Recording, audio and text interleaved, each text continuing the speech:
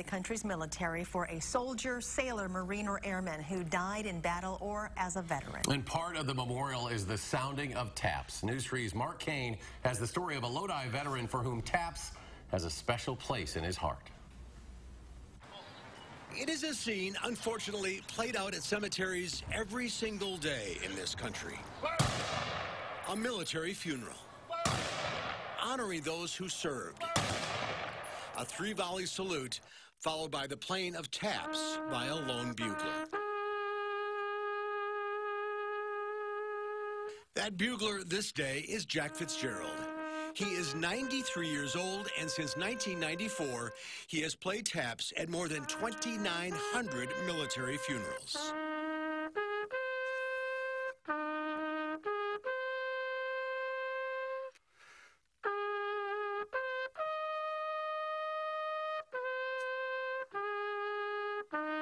And how he got to this point is quite a story.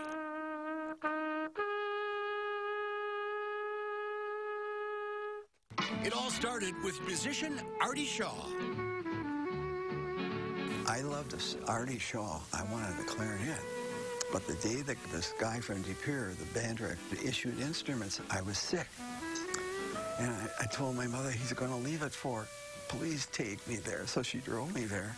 The only thing he had left was a cornet. So that was it. Music was a young Jack Fitzgerald's life. He was in the high school band, even played for the Green Bay Packers' long-gone Lumberjack band. He figured he could make a living being a musician. His plans changed on a December day in 1941. December 8th, we came to school. They had an assembly. Radio was on the ledge of the stage. That was it. That was the TV then, the radio. And we heard Roosevelt say, December 7th. A date which will live in infamy. And I looked at all my buddies, and we thought of just one thing. We wanted to get in and fight. That was it. Jack enlisted before he was drafted. That way he could pick which branch in which he served. He picked the Navy so he could play on a ship's band. That ship turned out to be the USS Saratoga, an aircraft carrier assigned to the Pacific Fleet. The Saratoga had already been hit by torpedoes and suicide bombers during World War II, so this war just got very real for an 18-year-old Jack Fitzgerald. His bunk was on the starboard side of the ship at water level, a torpedo's bullseye. So I better think about dying. So I did. I thought about it maybe a 1,000 times till I could accept it. I thought, I could be killed here. Jack loved playing in the band, but he signed up to fight. He volunteered to man one of the .40 caliber guns. The ship was sailing toward Iwo Jima. It was 1945. Then at 5 o'clock one night, I'm in chow line, and I hear that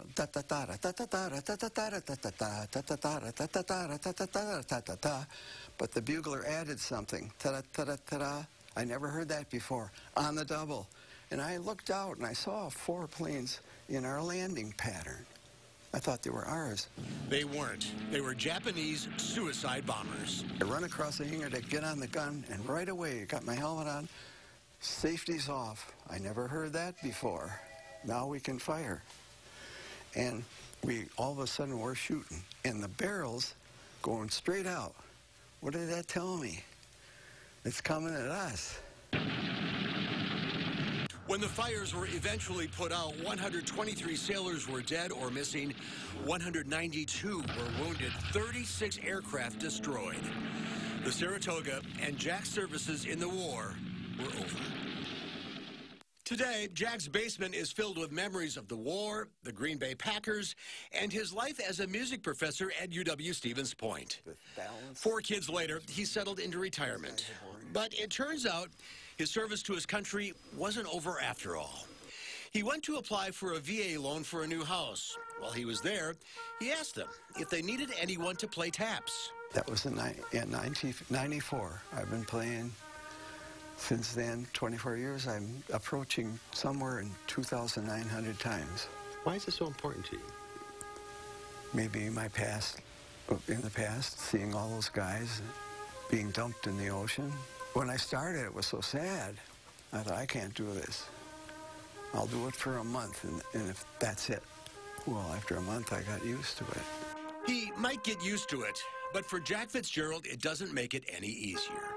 At 93, he is still a sailor, doing his duty, serving his country, honoring those who went before him.